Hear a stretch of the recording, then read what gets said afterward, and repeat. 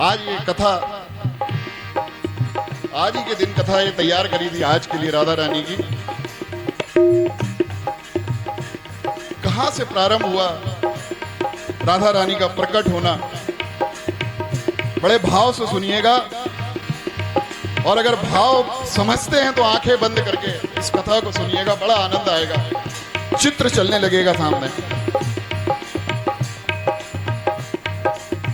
हे भजो कीरत नंदनी श्री राधा, भजो कीरत नंदनी श्री राधा, श्री राधा श्री राधा श्री राधा श्री राधा, हे श्री राधा श्री राधा श्री राधा श्री राधा, भजो कीरत नंदनी श्री राधा, भजो कीरत नंदनी श्री राधा, हे भजो कीरत नंदनी श्री राधा, भजो कीरत नंदनी श्री राधा। बात शुरू होती है जब ठाकुर जी ने, नारायण ने मोहिनी अवतार लिया। आप लोगों को पता है मोहिनी अवतार कब हुआ था? सबको पता है? जब समुद्र मंथन हुआ। ये कथा आती है कि जब समुद्र मंथन हुआ दानवों और राक्षसों के बीच, तो उसमें से अमृत निकला, एक कलश निकला अमृत का, और उस कलश को राक्षसों ने देवताओं से छीन लिया, और उस अमृत को राक्षस लेके जाने लगे कि हम राक्षस कुल को पिलाएंगे और सब अमर हो जाएंगे। तो देवता बड़े घबराए और घबराकर नारायण विष्णु की शरण में गए और कहा कि भगवान, अगर ये अमृत का कलश राक्षसों ने पान कर लिया तो सृष्टि का विनाश हो जाएगा। तो भगवान बड़े धैर्यपूर्वक खड़े रहे। तो देवता और चिंतित हुए कि भगवान, ये कोई छोटी मोटी बात नहीं है कि कलश राक्षसों के हाथ में है और आप इतने धैर्यपूर्वक खड़े हैं। तो नारायण विष्णु बड़े शांत भाव से खड़े हुए और अपना एक रूप प्रकट करा जो था मोहिनी का रूप। जैसे ही मोहिनी का रूप प्रकट हुआ, सारी सृष्टि, सारे सृष्टि के देवी देवता, क्योंकि मोहिनी था, अवतार मोहिनी का था, सारे उन पे मोहित हो गए और 33 कोटि देवी देवता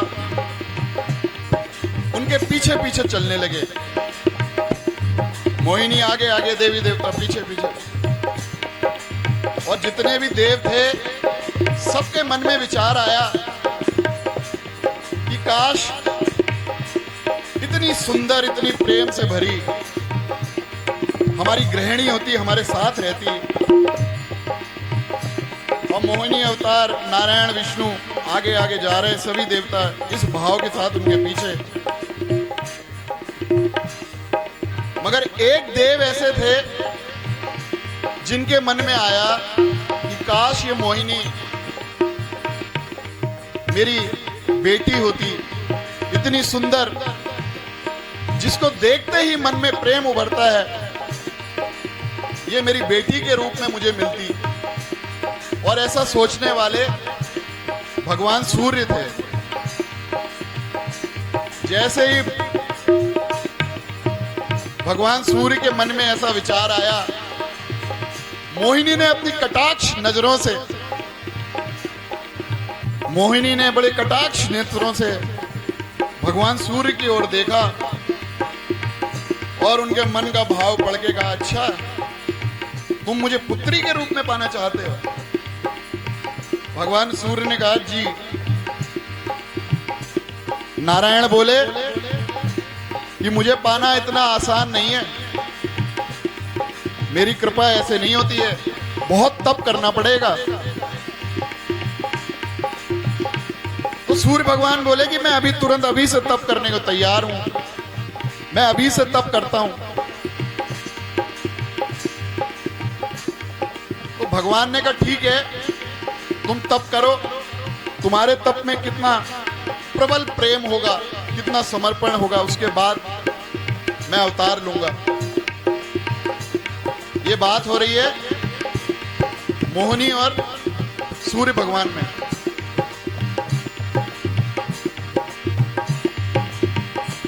ये बड़ा भाव की बात है, मैं फिर कह रहा हूं, बड़े ध्यान से सुनना।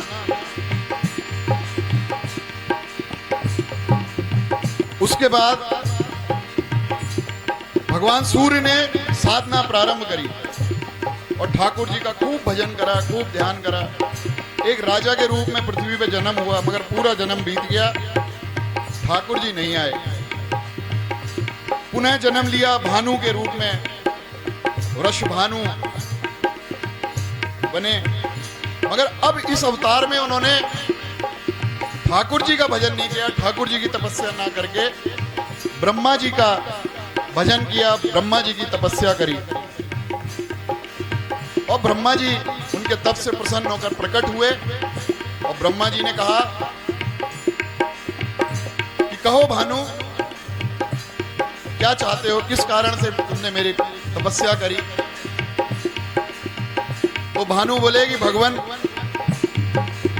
मुझे किसी ने वचन दिया था और शायद वो अपना वचन भूल गए हैं, और आप उनके बहुत करीबी हो, इसलिए मैं चाहता हूं कि आप जाकर उनको एक बार याद दिलाओ। ब्रह्मा ने कहा कि देखो, शर्त यह हुई थी कि तुम्हारे तप में कितना प्रबल प्रेम होगा। तो प्रेम तो है, तप भी तुम्हारा प्रबल है, और ठाकुर जी आएंगे भी अवश्य। मैं तुम्हें आज निश्चिंत करके जाता हूं, और मैं ब्रह्म पर्वत के रूप में यहां स्थापित होता हूं। जो बरसाना है ना, जो हम लोग जाते हैं, वो ब्रह्म पर्वत पे स्थित है। और ब्रह्मा जी ने उनको विश्वास दिलाने के लिए ब्रह्म पर्वत के रूप में वहां पे स्थापित हो गए थे। उसके बाद ब्रह्मा जी गोलोक गए, गोलोक जाके ठाकुर जी से कहा कि आपने ऐसा एक वचन दिया था, भगवान सूर्य को वचन दिया था कि आप पुत्री के रूप में उनका जन्म लेंगे। अब नारायण बोले, अरे मैं तो वाकई भूल गया, अवतार तो होना है। अब ब्रह्मा जी तो कह के अंतर ध्यान, और भगवान सोचने लगे कि अवतार किस प्रकार से होगा, क्योंकि जो मेरा अवतार हो रहा है उसमें तो 2 मम्मी 2 पापा पहले से हैं। अब जो अवतार लूंगा क्या, उसमें 3 मम्मी 3 पापा करूंगा। तो यही सोचते सोचते विचरण कर रहे थे। विचरण करते करते एक मणि में ठाकुर जी ने अपनी छवि देखी, और ठाकुर जी की छवि इतना मोहित करने वाली थी कि जब उन्होंने अपनी छवि, अपने स्वरूप को मणि में देखा तो खुद मोहित हो गए। इसीलिए ठाकुर जी को दर्पण नहीं दिखाया जाता है। जब श्रृंगार आरती होती है, सिर्फ उसी समय उनको दर्पण दिखाया जाता है। तो जब ठाकुर ने अपना स्वरूप उस मणि में देखा तो मोहित हो गए, और मोहित होकर खो गए उस रूप में, और अपना मुकुट उतारा, मोरपंखी उतारी, अपने केश खोले और उस रूप को देखने लगे। और देखते देखते उस स्वरूप का श्रृंगार प्रारंभ कर दिया। काजल लगाया, बिंदिया लगाई, केशों को सुलझाया, पैरों में महावर लगाई, और उसके बाद जो स्वरूप तैयार हुआ वो मोहिनी को भी मोह लेने वाला स्वरूप तैयार हुआ, हमारी राधा रानी का। अब जब वो स्वरूप तैयार हुआ मोहिनी, तो उन्होंने पूछा कि भगवान, किस कारण से आपने मुझे प्रकट करा है। मेरे लिए क्या आज्ञा है। हम कहते हैं ना कि राधा रानी के पाँव की महावर बड़ी सुंदर लगती है, बिंदिया बड़ी सुंदर लगती है, नैनों में कजरा बड़ा प्यारा लगता है। वो इसलिए लगता है कि भगवान नारायण ने स्वयं उनका अपने हाथों से श्रृंगार किया है।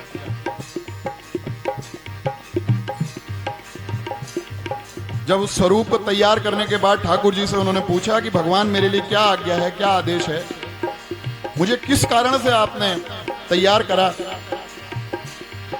तो भगवान ने कहा कि पूर्व में मैंने मोहिनी अवतार लिया था और उस मोहिनी अवतार से 33 कोटि देवी देवता प्रभावित हुए थे, मगर मैं नहीं हो पाया था। अब मैं चाहता हूं कि मोहिनी भी तुम्हारे प्रभाव से प्रभावित हो जाए, और तब मैं प्रभावित नहीं होता, और अब मैं तुमसे प्रभावित हूं। मैं चाहता हूं कि पृथ्वी पे जाके तुम प्रेम की स्थापना करो। प्रेम, निस्वार्थ प्रेम, करुणा वाला प्रेम, दया वाला प्रेम जो राधा रानी बरसाती है। क्योंकि हमारा प्रेम तो स्वार्थ का होता है, मतलब है तो प्रेम है, नहीं मतलब तो नहीं प्रेम। उनकी जब आज्ञा हुई राधा रानी को, ठाकुर जी की, कि तुम्हें पृथ्वी लोक में जाना है, तो राधा रानी ने कहा कि भगवान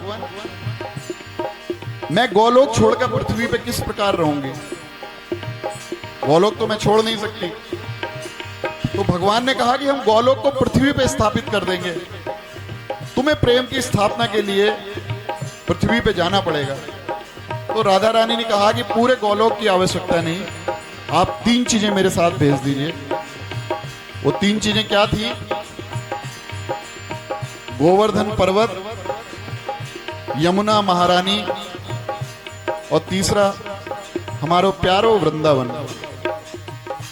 वृंदावन प्यारो वृंदावन, वृंदावन प्यारो वृंदावन, वृंदावन प्यारो वृंदावन, हे वृंदावन प्यारो वृंदावन,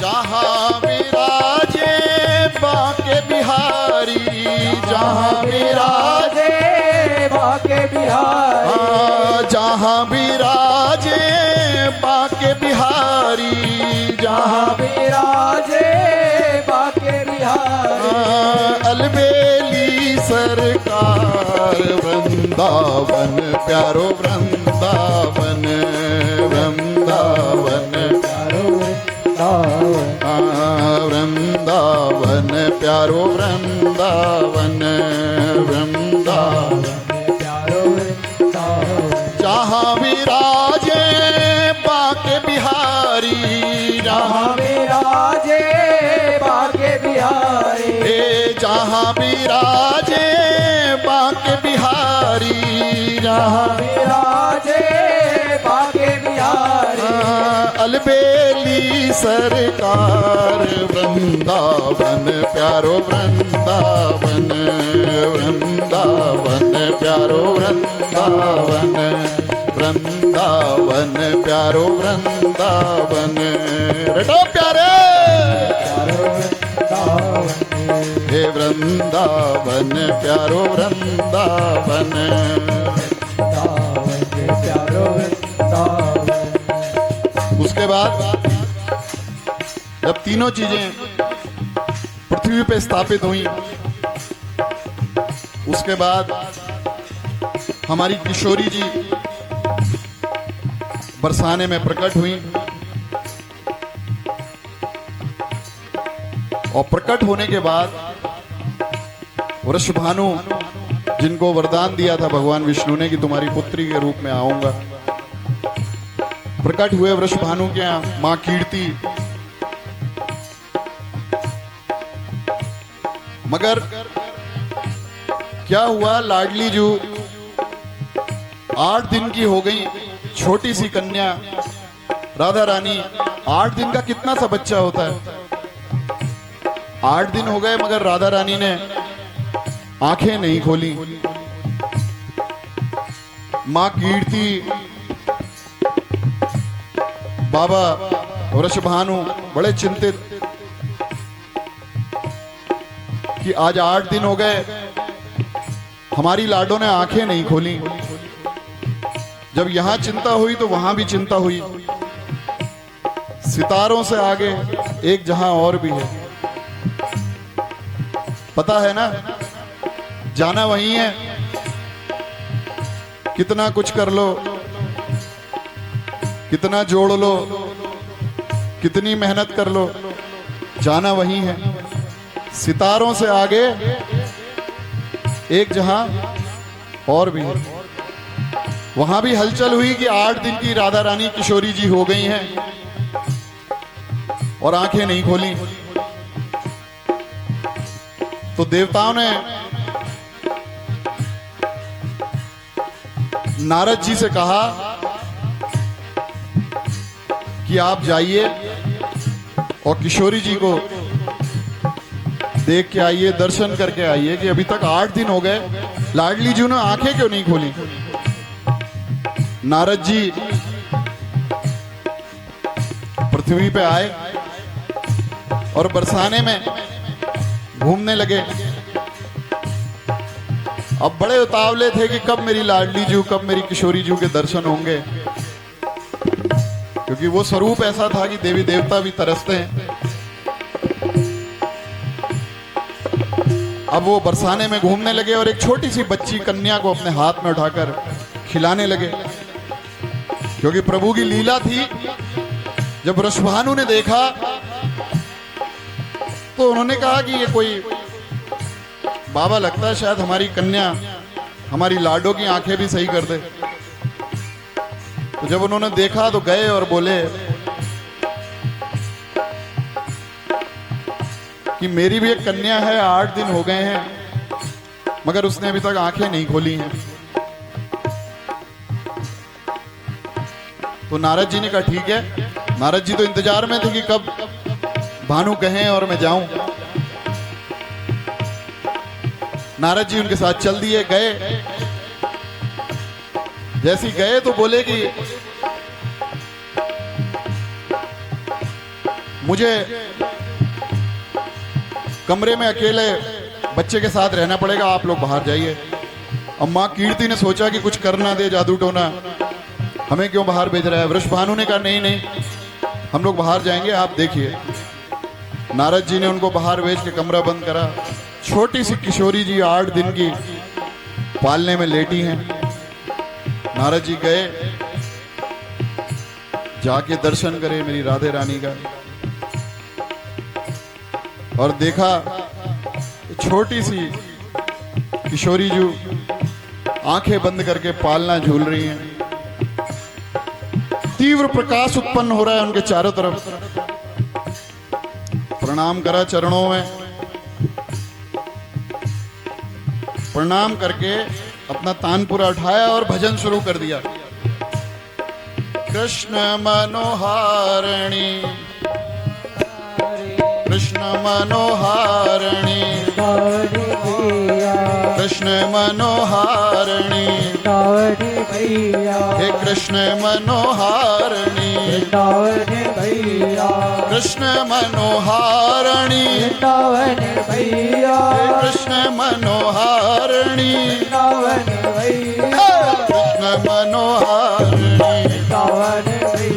कृष्ण मनोहारिणी, हे कृष्ण मनोहारिणी, हे कृष्ण मनोहारिणी, हे कृष्ण मनोहारिणी, हे कृष्ण मनोहारिणी, कृष्ण मनोहारिणी, हे कृष्ण मनोहारिणी, हे कृष्ण मनोहारिणी, हे कृष्ण मनोहारिणी, कृष्ण मनोहारिणी, हाँ कृष्ण मनोहारिणी, हे कृष्ण मनोहारिणी, हे कृष्ण मनोहारिणी, इसी मंत्र को दोहराते हुए नारद जी किशोरी जी के पालने के चारों तरफ तानपुरा बजाकर नृत्य करने लगे। और किशोरी जी छोटी सी लाडो 8 दिन की बच्ची पालने में से झांक के देख रही है कि कौन मेरे स्वामी का नाम ले रहा है।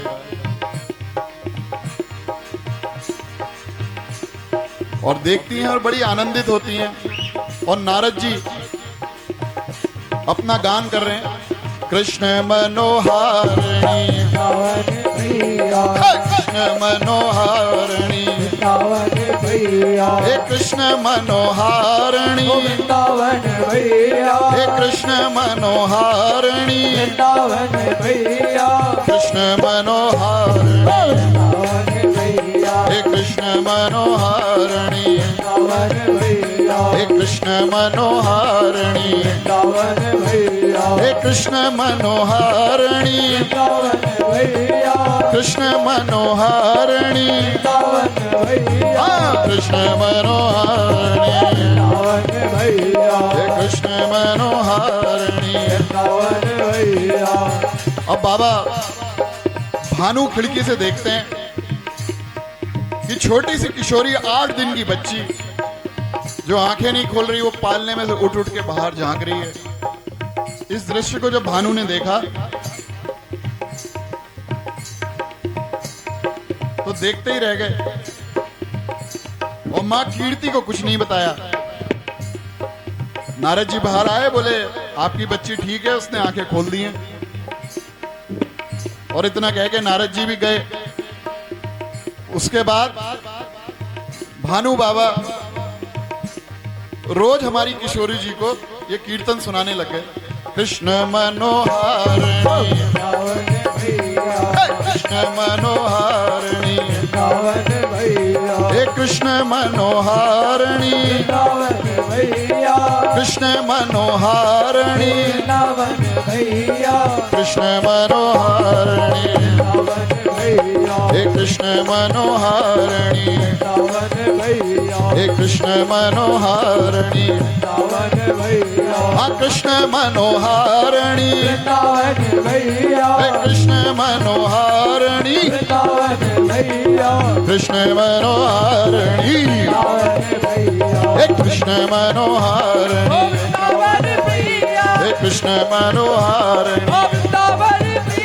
हे कृष्ण मनोहारिणी हे कृष्ण मनोहारिणी कृष्ण मनोहारिणी कृष्ण मनोहारिणी हे कृष्ण मनोहारिणी कृष्ण मनोहारिणी। ये लाडली जो सरकार की